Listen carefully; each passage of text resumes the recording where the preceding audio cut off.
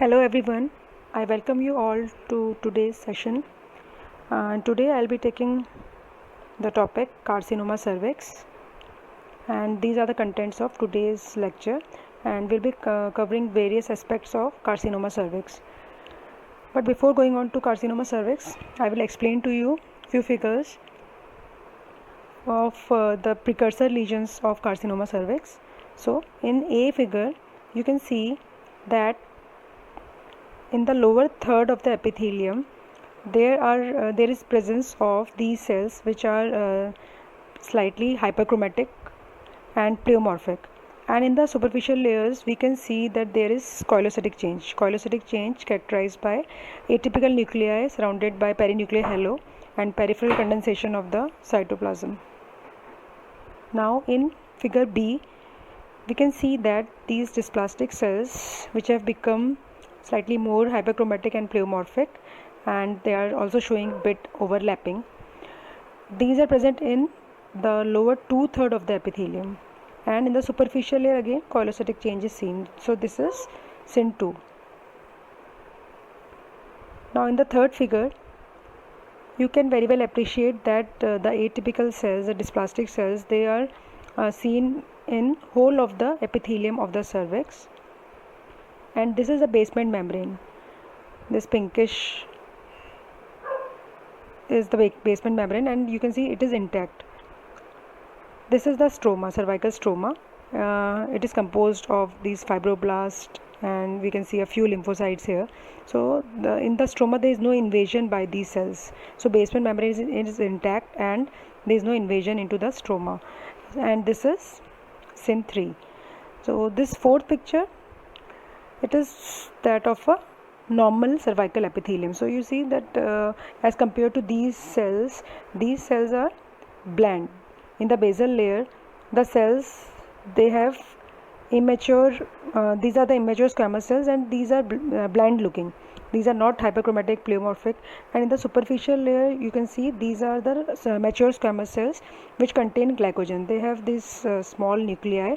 There is no nuclear enlargement, there is no nuclear atypia, and these are the glycogen containing mature squamous cells. And in the basal layer you can see the immature squamous cells, but they are not atypical.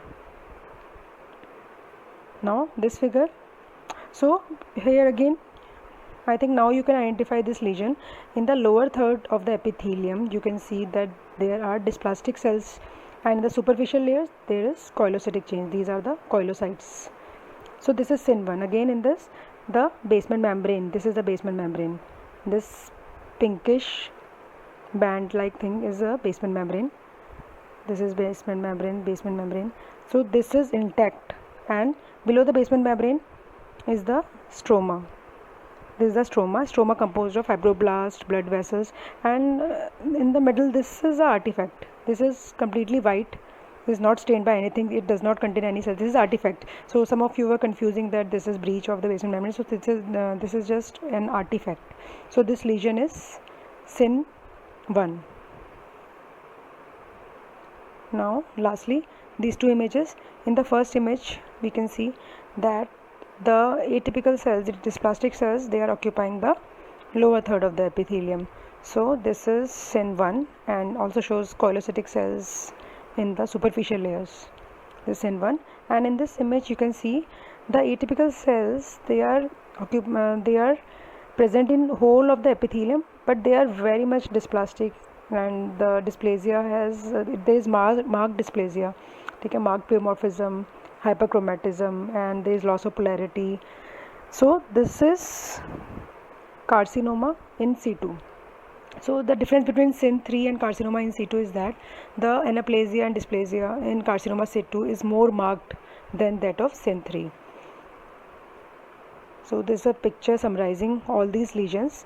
First of all, this is normal epithelium, and basal layer, in the basal layer we see the immature squamous cells, and superficial cells, they are bit flattened.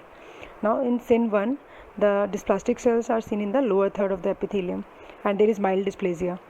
In CIN2 they are seen in lower two-thirds of the epithelium, and there is moderate dysplasia. In SYN3 there is marked dysplasia, and these dysplastic cells are seen in whole of the cervical epithelium thickness. And then comes in situ carcinoma, in which there is more anaplasia than SYN3.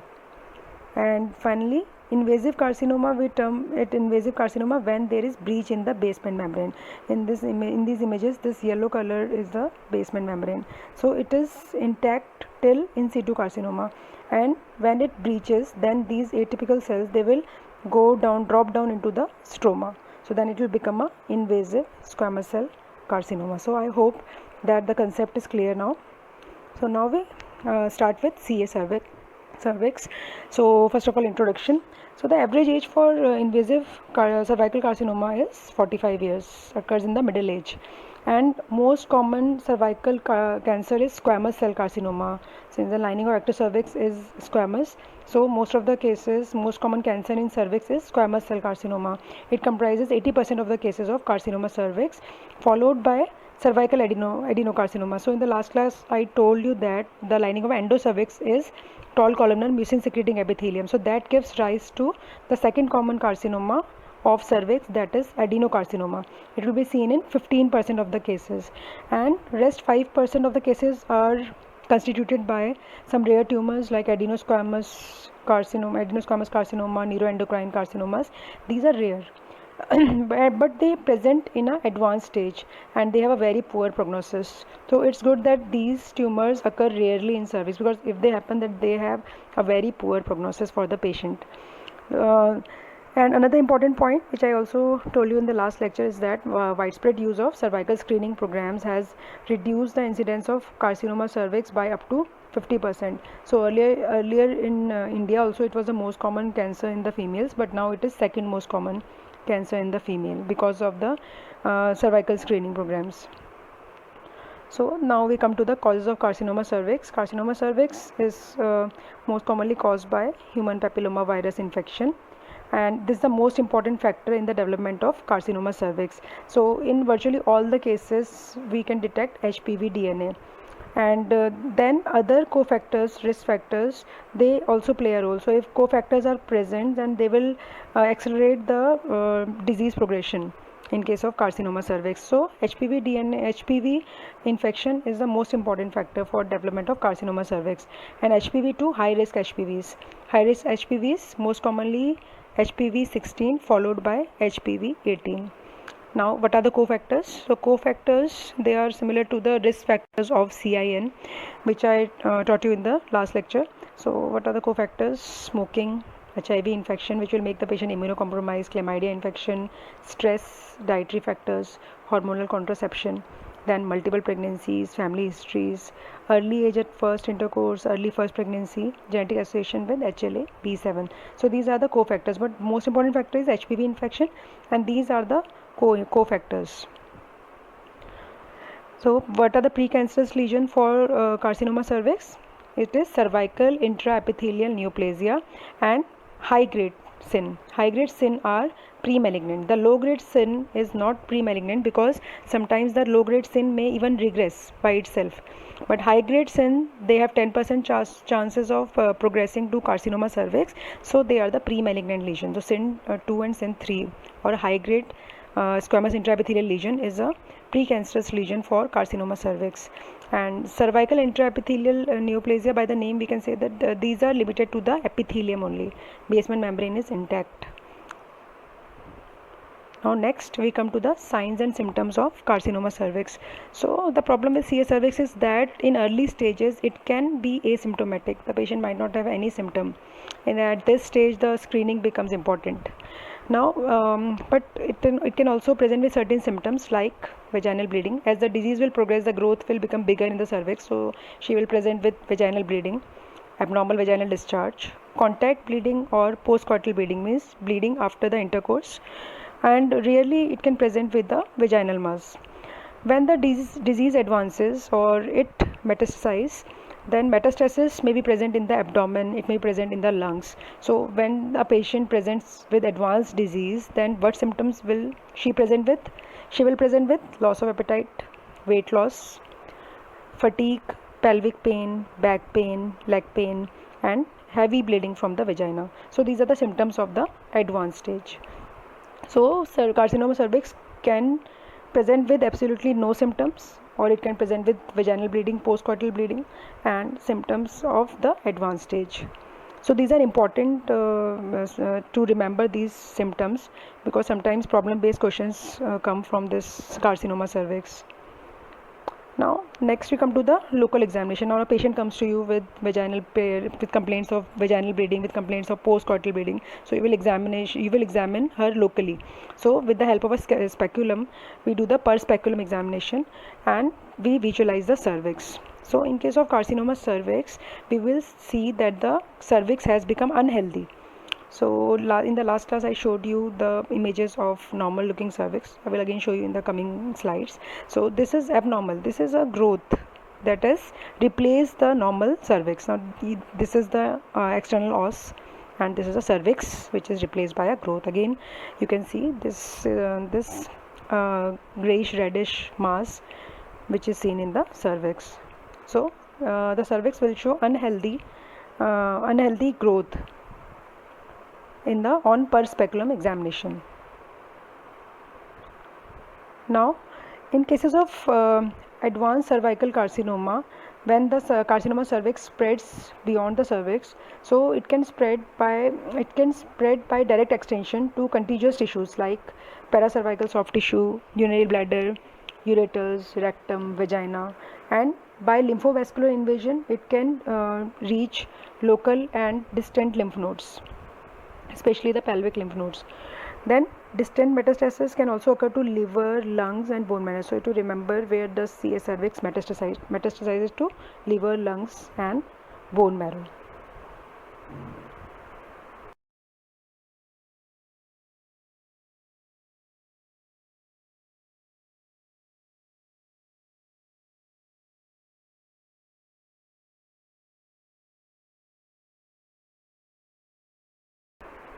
So when a patient presents with advanced cervical carcinoma with metastasis in other parts of the body, so accordingly the examination we will see that those organs are affected. Now next we come to investigation. So investigation is an important part of CA cervix. So a patient comes with that growth in the cervix which we see by the per speculum examination. So what all investigations will we do? So first is the pap smear test. Then second is LBC supplemented with HPV testing. So what is LBC? LBC is liquid based cytology. It is just a modification of pap smear where we use certain centrifugation methods to increase the cellularity of the sample that we obtain from the cervix. HPV testing is the molecular testing for the HPV genome. These are the screening tests, but for confirmation, for the confirmatory diagnosis, we need to do the biopsy of the cervix. So biopsy is taking a small piece from the growth which is present on the cervix. So this is done with the help of colposcope. So it is called colposcopic directed biopsy of cervix. So in this image you can see that biopsy punch is taken.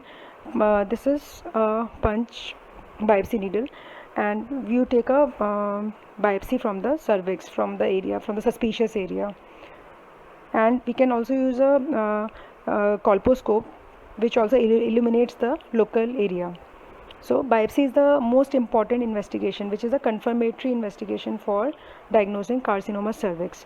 Now again in biopsy we have got two modifications, two things that we can do to obtain a better biopsy sample. First is VIA, which is visual inspection with acetic acid, and other is VILI, which is visual inspection with Lugol's iodine. So we shall see what is this VIA and VILI. So first VIA.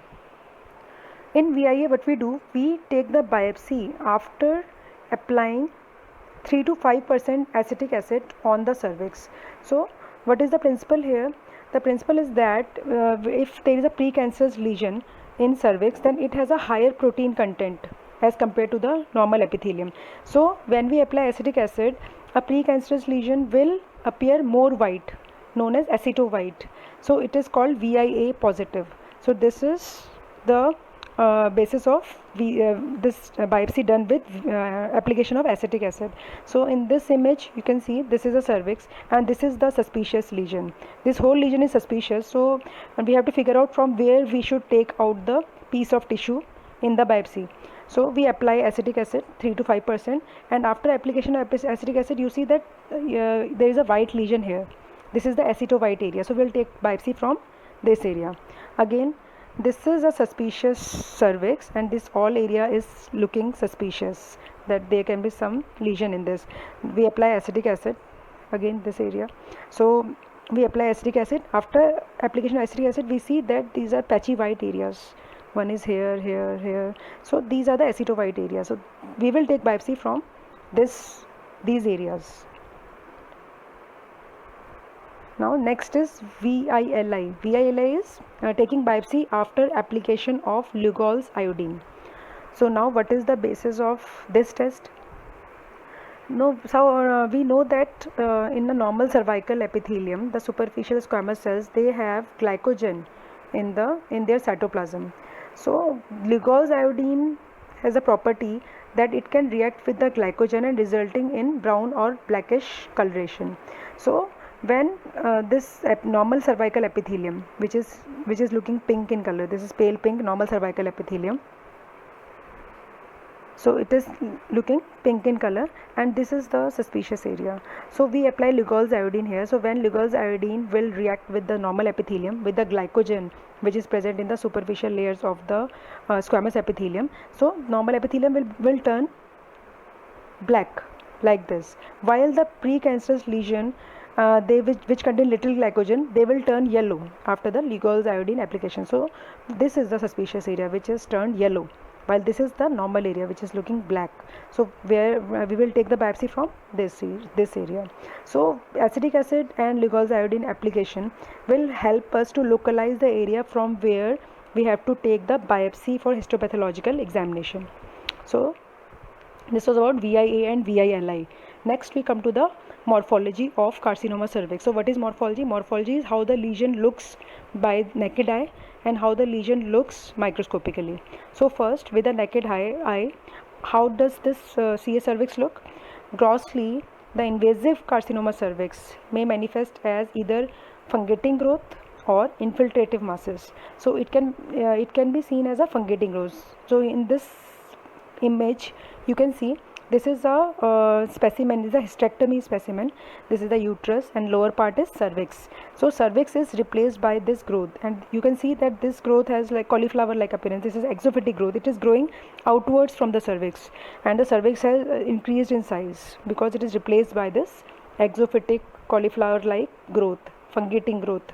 So this is fungating, and this in this image you can see that there is CA cervix because the walls have become whitish in color, and in between these arrows you can see that there is, in between these green arrows, in this image, in between the green arrows you can see that there is whitish growth that is extending up to the uterus also. In this uterus also it has extended. So this is infiltrative. It is growing into the walls of the cervix. It is not producing an exophytic growth. So this is an infiltrative growth. And again in this picture you can see there is a growth which is this is just more growing into the cervix, into the walls of cervix. It is not that exophytic. And you can compare these lesions, all three lesions, with this. This is a normal cervix. This is absolutely normal cervix with a smooth mucosa, smooth mucosal surface. And here you can see that this is the normal cervical mucosa, and in between in this area there is a irregular mucosa showing the growth. So you just have to remember that invasive cervical carcinoma can present as a exophytic growth or as infiltrative masses. Next we come to the microscopy. So microscopy of most common cancer occurring in cervix, that is squamous cell carcinoma. So what will you see in squamous cell carcinoma? In this image, this is a low power image. Let me magnify this. So this is the cervical epithelium. This is the mature cervical epithelium. You can see there is the glycogenated cells, basal immature squamous cells, and here you can see that the epithelium is replaced by the atypical cells. This is the epithelium. Here the basement membrane is breached and the nests of atypical cells, they are infiltrating into the stroma. This hole is the stroma. It is marked here, this is stroma. So these are the nest and tongues of the squamous cells which are invading into the stroma, and stroma is showing a desmoplastic response, means there is increased fibrosis in the stroma. So this is invasive squamous cell carcinoma. You can compare this appearance with the appearance of carcinoma in situ and SYN3, where the basement membrane was intact. Here it is breached, and these nest of atypical cells, they are coming into the stroma. So this is invasive squamous cell carcinoma. So in a higher power, we will see that this squamous cell carcinoma can be of two types. It can be keratinizing. Keratinizing means the nest of squamous cells, they are producing keratin. Here they are producing keratin. This is keratin. These are laminated keratin in the center. Again in this picture, this is the nest of squamous cells, nest, and in the center there is keratin. This is keratin again. In this picture this is keratin, this is keratin. In the center this is keratinization. So this is keratinizing squamous cell carcinoma. This is the stroma showing lymphocytes and fibroblast. This is the stroma, and these round these things are the nest of squamous cells, atypical squamous cells. Now in this picture you can see this is the stroma, and these are the nests of atypical cells, but they don't have they are not synthesizing keratin. So this is non-keratinizing squamous cell carcinoma. Here these are also the squamous cells.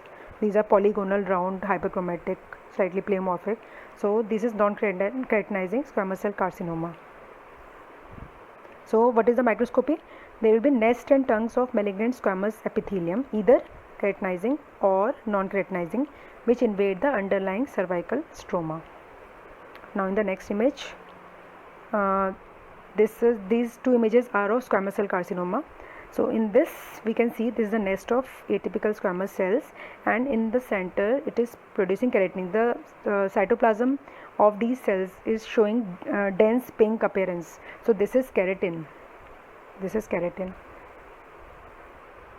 And so this is keratinizing squamous cell carcinoma, this image A. And in the B image we can see these are again the nests of squamous cells, but here there is no synthesis of keratin. So this is non-keratinizing squamous cell carcinoma. A is keratinizing SCC and B is non-keratinizing SCC. Now second most common microscopic type of carcinoma cervix is adenocarcinoma. It arises from the endocervix, which is normally lined by tall columnar mucin secreting epithelium. So when these will become atypical or dysplastic, then we can see that the cells show stratification, they show loss of polarity. So this is, you can see this is a lining epithelium of cervix, and these cells, they are showing stratification, overcrowding, loss of polarity, and the cells have become hyperchromatic, pleomorphic. So this is adenocarcinoma. You can see the higher power. These are the tumor cells, and this is the stroma. Showing the fibroblast in the stromal cells. Now in this image, this is the higher power. Again you can see these are all the tumor cells showing stratification, loss of polarity. And in this image I will show you the basement membrane. So this is the basement membrane. So what are the microscopic features of adenocarcinoma? Proliferation of glandular epithelium, means the tumor cells, they are forming gland-like structures, and these gland-like structures are composed of malignant endocervical cells. These cells, malignant cells, they are large in size, hyperchromatic, they are more blue than the normal cells, and relatively mucin depleted cytoplasm. So in the normal endocervical epithelium there is presence of mucin, but here the mucin is lost.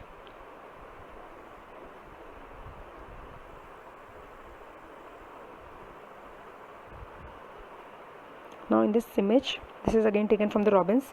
So you can see that this is the normal endocervical gland, while this is the malignant endocervical gland, which is invading the stroma. This is the stroma. So this gland is present in the stroma. So you can see that there is hyperchromatism, there is stratification, there is overcrowding. These cells, these are all the malignant cells, and there is depletion of the mucin of these glands. So you can compare between these two glands. This is normal and this is malignant. Again, in this you can see the glands are placed back to back, and these glands have atypical lining by the malignant cells. So I hope you understood the microscopy of SCC and adenocarcinoma. Next we come to a very important topic, which is staging of carcinoma cervix.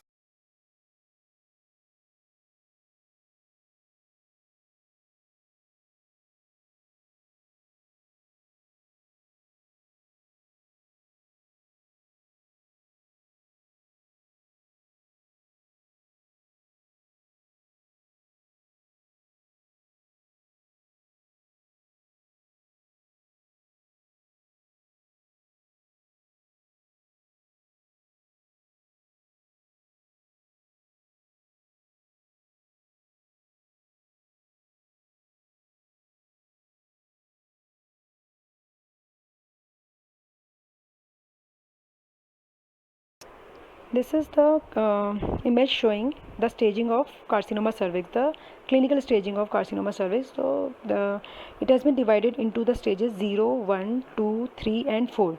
So stage 0 is carcinoma in situ, means the tumor cells, they are confined to the epithelium of cervix, and the basement membrane is not breached, and the tumor is not invading the stroma. So this is stage 0, carcinoma in situ. The first stage is the tumor is confined to the cervix. The carcinoma cervix is only in the cervix, it is not spread beyond the cervix. So that is stage 1. Stage 2, the carcinoma has spread beyond the cervix, but not to the pelvic wall and not to the lower third of the vagina. So it will extend till upper 2/3 of the vagina, but it will spare the lower 1/3 of the vagina, and it will not reach to the pelvic wall. In stage 3, the features are opposite to those in stage 2. So the carcinoma will reach the pelvic wall, and it will involve the lower third of the vagina. And lastly, the stage 4. Stage 4 means it has metastasized to distant organs. It can invade bladder, rectum, and it will show metastasis. So that is stage 4. The staging is done to determine the prognosis of the patient at the time of presentation. So we will go a bit details of these staging. So stage 0 is carcinoma in situ, SCIN 3 or SCIL. This can also be included in stage 0. Stage 1 is carcinoma confined to the cervix. So stage 1 has further been divided into further subtypes 1A and 1B. So 1A is microinvasive carcinoma, which can be diagnosed only on microscopy. We cannot diagnose it on gross examination, on the naked eye examination. So it is microinvasive, diagnosed by microscopy only. And this is further divided into A1 and A2. So the A1 and A2 have been divided on the basis of the invasion by the tumor cell of the stroma. So stromal invasion, if we measure the stromal invasion, if it is less than 3 mm deep and less than 7 mm wide, it becomes 1A1, while in 1A2 the invasion is 3 to 5 mm deep from the base of epithelium, means from the basement membrane. It is 3 to 5 mm, while it is up to 7 mm, it can be up to 7 mm wide, so it becomes 1A2. And in 1B is histologically invasive carcinoma of cervix, which is more than 1A2, means the depth of invasion will be more than 5 mm, and the horizontal invasion will be more than 7 mm. So it is more than 1A, that is 1B. So this image, we can see that this is the epithelium and this is the stroma. Now this basement membrane is intact here, it is intact here, but it is breached here. So the tumor cells, they are invading into the cervical stroma. So this is the depth of invasion, this is vertical invasion, and this is the horizontal spread. So depending on, we will measure these by morphometry, and then we will divide it accordingly into 1A or 1B.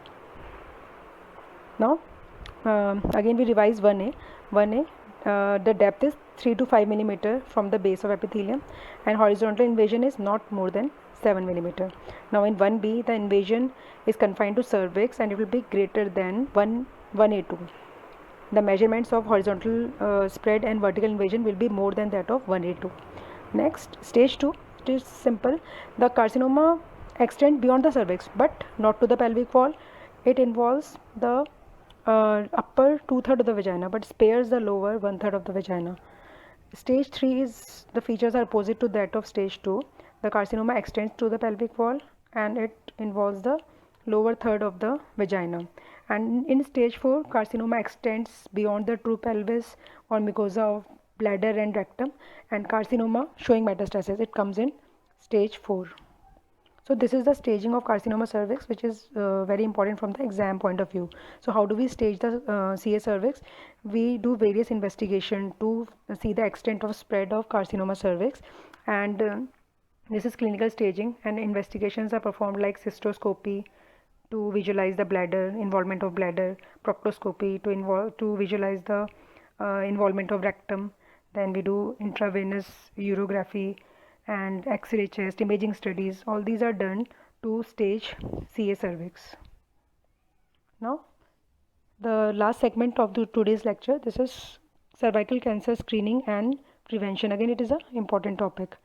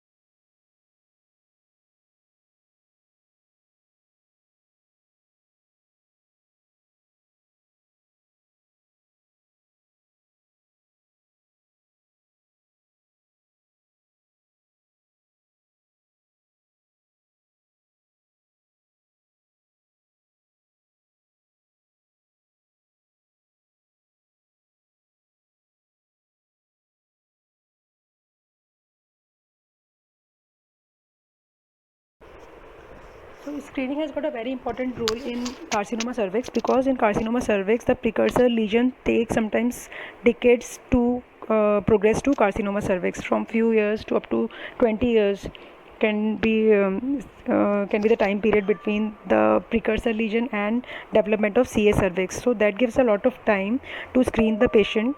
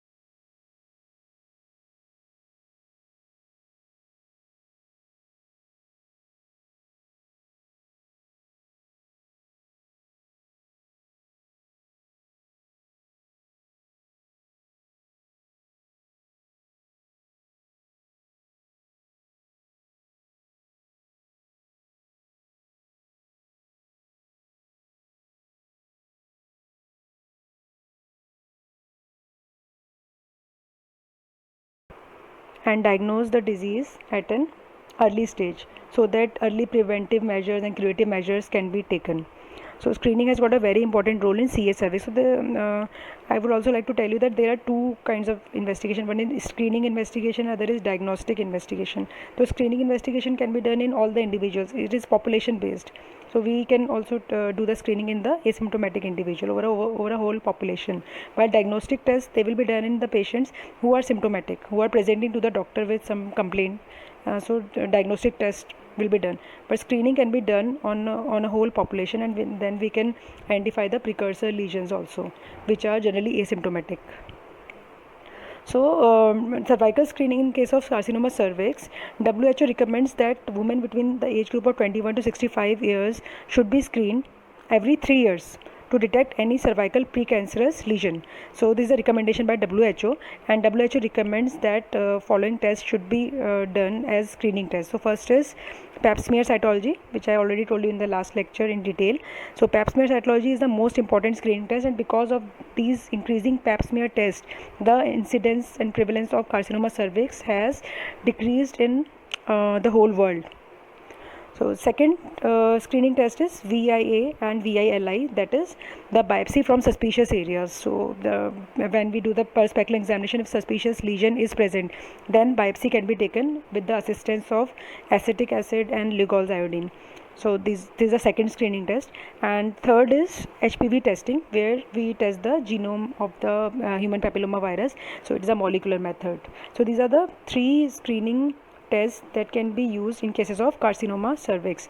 So generally these are the general recommendations which should be followed for better screening of the patients, of the females for carcinoma cervix. So regarding the pap smear, it is generally recommended that first smear should be done at the age of 21 years or within 3 years of onset of the sexual activity, and thereafter every 3 years it should be done.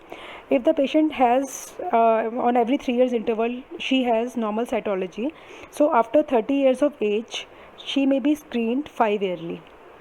And if she has abnormal pap results, then biopsy can be done. The tissue can be taken from cervix after application of acetic acid or Lugol's iodine. And regarding HPV testing is recommended in a female after 30 years of age. If it comes out to be positive, then cervical cytology should be done every 6 to 12 months. These are the general recommendations. So what is the scenario in India? So India accounts for about 15.2% of the total cervical cancer deaths in the world, and in Indian females, carcinoma cervix is the second most common cancer. And this CA cervix is more prevalent in the rural areas due to lack of awareness than in the urban population. So in India there is not a population based screening program because of lack of infrastructure and lack of workforce, but our national cancer screening program, it recommends that in a patient with suspicious cervix, VIA and VILI should be done. Now lastly, I would like to tell you a few points about the vaccination which has been developed for the prevention of carcinoma cervix. So there are two vaccines that are available. One is Cervarix and other is Gardasil. So it is recommended to be given to all boys and girls by the age of 11 to 12 years up to 26 years. So why it is given in boys? Because HPV can besides carcinoma cervix, it can also cause some cancers in males also, like carcinoma of larynx, anal canal, etc. So Gardasil is a quadrivalent vaccine which is effective against HPV types 16, 18, 31 and 33. These are the high risk HPVs. And Cervarix is a bivalent vaccine effective against HPV 16 and 18. So these are the most commonly implicated HPV serotypes in carcinoma cervix. So both these vaccines, they have excellent efficacy and safety, and they offer protection up to 10 years. A few lines about the treatment. So SIN 1, we do close follow-up. SIN 2 and 3, cryosurgery, conization, hysterectomy are the various options. In CA cervix, options are surgery, which can include hysterectomy, trachelectomy, pelvic lymphadenectomy. Trachelectomy is the surgery of the removal of the cervix. Then radiation therapy, chemotherapy, or a combined approach, and this will depend on the clinical and pathological stage of the carcinoma cervix.